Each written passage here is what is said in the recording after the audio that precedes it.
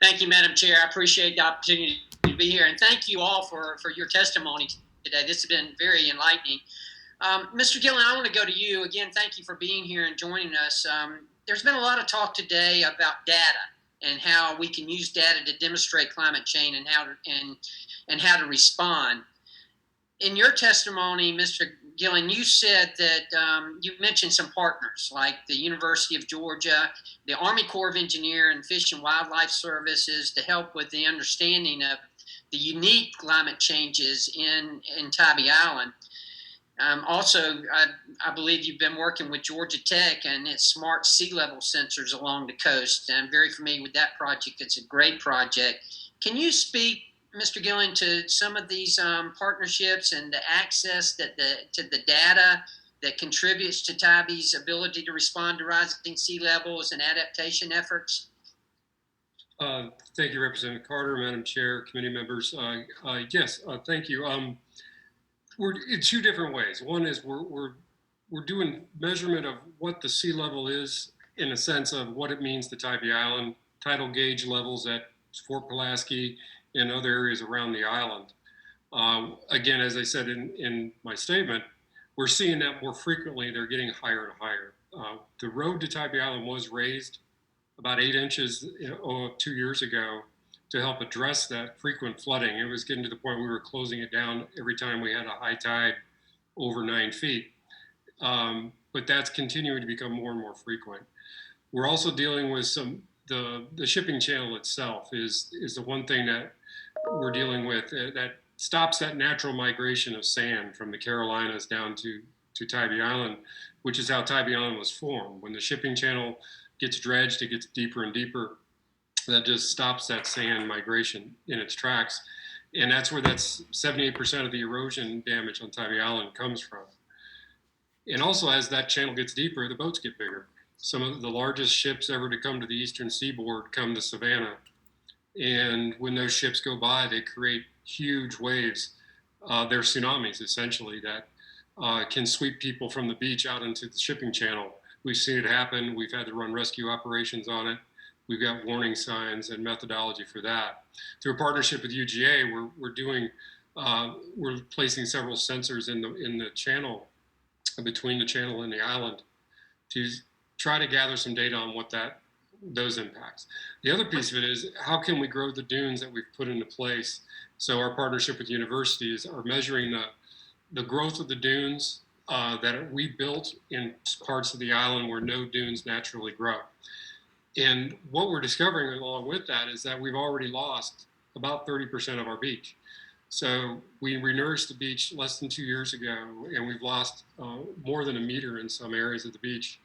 And that measurement and data collection will continue to go on so we can help the Corps of Engineers determine what is the best methodology for coastal defense.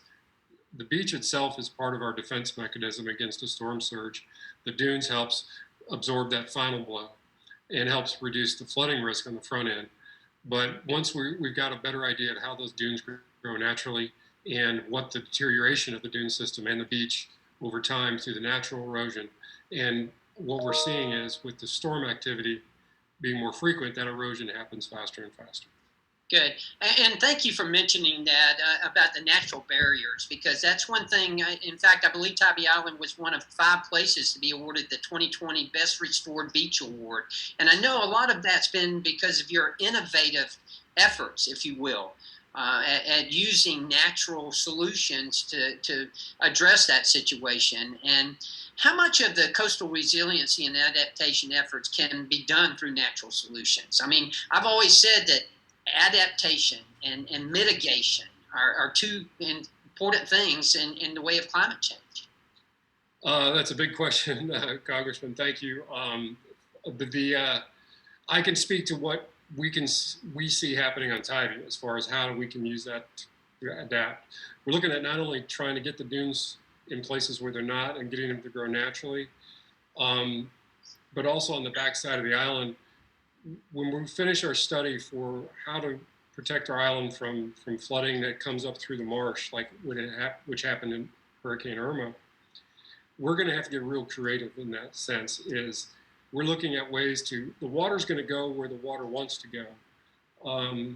And we're trying to get it to go and to those places that aren't going to be structures and homes built and allow for the water to flow in and flow out naturally.